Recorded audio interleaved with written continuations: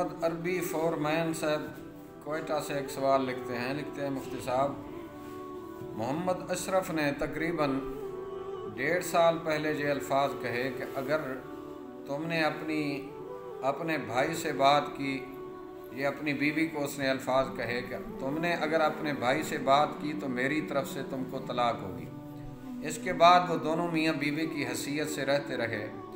1 साल से बीवी का भाई उससे मिलता भी है और उसके घर में खाना खाता और रहता भी है। बैन जाहिल है, वो ज़िद से ये सब कुछ कर रही है। मोहम्मद अशरफ ने बयान दिया कि मैंने अपनी बीवी से कहा है अगर तुमने अपने भाई से बात की तो मेरी तरफ से उसको तलाक होगी।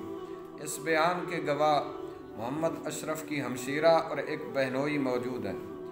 लिखते हैं कि मैं मालूम ये करना चाहता हूँ इस वक्त दोनों मियाँ बीवी को क्या हैसियत हासिल है, क्या वो दोनों मियाँ बीवी रहे हैं या उनकी तलाक वाक़ हो गई है।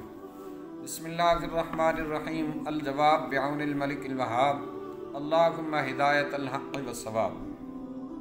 अगर आपका बयान दुरुस्त है और शौहर मोहम्मद अशरफ ने अपनी बीवी को बराह रास्त मुखातब करके ये कलमात कहे हैं और वो इन कलमात का इकरार भी करता है, तो जब पहली बार बीवी ने भाई से बात की तो उस पर एक तलाक के रजी वाक़ हो गई।